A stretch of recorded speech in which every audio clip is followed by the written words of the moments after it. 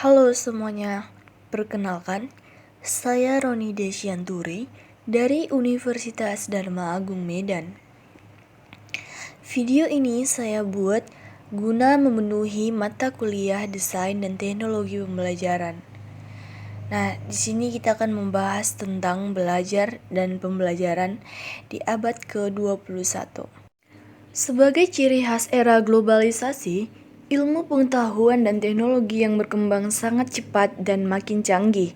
Dengan peran yang makin luas, maka diperlukan guru yang mempunyai karakter. Bangsa yang masyarakatnya tidak siap hampir bisa dipastikan akan jatuh oleh dahsyatnya perubahan alam dan kemajuan pesat ilmu pengetahuan dan teknologi itu sendiri. Kita akan masuk ke dalam konsep pembelajaran abad 21 dengan menggunakan 4C, yakni yang pertama ada dengan critical thinking and problem solving. Nah, dengan berpikir kritis merupakan suatu proses yang terarah dan jelas yang digunakan dalam kegiatan mental seperti memecahkan masalah, mengambil keputusan, membujuk, menganalisis asumsi, dan melakukan penelitian ilmiah. Berpikir kritis adalah kemampuan untuk berpendapat dengan cara yang terorganisasi. Peran peserta didik dalam penerapan pembelajaran abad ke-21 adalah belajar secara kolaboratif, belajar berbasis masalah, dan memiliki kemampuan high order thinking, serta belajar mengajukan pertanyaan. Yang kedua ada dengan creativity and innovation. Creativity tidak selalu identik dengan anak yang pintar menggambar atau merangkai kata dalam tulisan. Namun, kreativitas juga dapat dimaknai sebagai kemampuan berpikir outside the box tanpa dibatasi aturan yang cenderung mengikat. Pada konsep ini, peserta didik akan diajak untuk bisa membiasakan diri dalam melakukan dan menjelaskan setiap ide yang dipikirkannya. Ide ini akan dipresentasikan kepada teman kelas secara terbuka, sehingga nantinya akan menimbulkan reaksi dari teman kelas. Aktivitas ini bisa menjadikan sudut pandang peserta didik menjadi luas dan terbuka dengan setiap pandangan yang ada.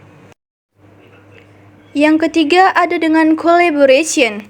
Collaboration adalah aktivitas bekerja sama dengan seseorang atau beberapa orang dalam satu kelompok untuk mencapai tujuan yang ditetapkan bersama. Saat berkolaborasi bersama orang lain, anak akan terlatih untuk mengembangkan solusi terbaik yang bisa diterima oleh setiap orang dalam kelompoknya. Manfaat lain dari kerjasama ini untuk melatih peserta didik agar bisa bertanggung jawab, mudah beradaptasi dengan lingkungan, masyarakat, dan bisa menentukan target yang tinggi untuk kelompok dan individu. Kita masuk ke dalam yang keempat itu ada communication. Communication dimaknai sebagai kemampuan anak dalam menyampaikan ide dan pikiran secara cepat, jelas, dan efektif. Dalam hal ini, peserta didik diminta untuk menguasai, mengatur, dan membangun komunikasi yang baik dan benar, baik secara tulisan, lisan, maupun multimedia.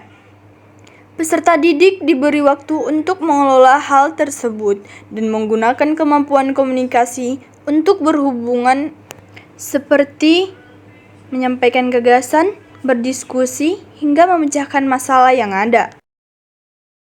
Baik, kita akan memasuki model pembelajaran abad ke-21. Yang pertama ada student center. Pembelajaran ini dipusatkan kepada siswa. Pembelajaran akan mengikuti karakter siswa, baik itu minat maupun kemampuan belajar siswa. Guru cenderung berperan sebagai fasilitator. Yang kedua ada dengan discovery learning.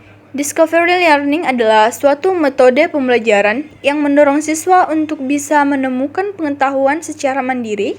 Nah, di sini siswa akan diarahkan untuk bisa belajar secara aktif dan mandiri atau biasa disebut dengan self-learning. Yang ketiga ada dengan flipped classroom. Ide dasar dari metode ini adalah membalik pendekatan pada suatu kegiatan pembelajaran.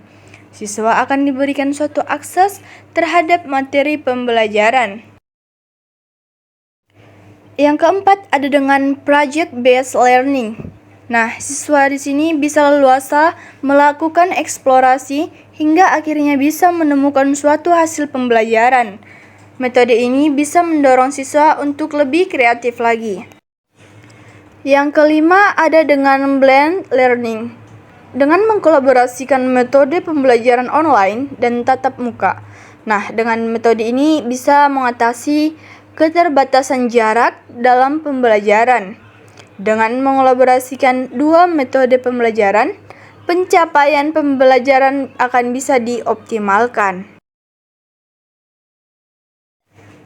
Dari uraian tersebut, dapat kita simpulkan bahwa dalam proses belajar, guru harus melakukan komunikasi dengan baik terhadap siswa terus-menerus dalam berbagai keadaan. Harus membiasakan siswanya untuk saling berkomunikasi baik tentang pembelajaran maupun hal lain, baik dengan guru maupun dengan siswa. Pendidik berperan sangat penting karena sebaik apapun kurikulum dan sistem pendidikan yang ada, tanpa didukung mutu pendidik yang memenuhi syarat, maka semuanya akan sia-sia. Demikian hasil presentasi saya. Saya Ronidia Cianturi dari Fakultas Keguruan dan Ilmu Pendidikan PPKN. Saya ucapkan terima kasih.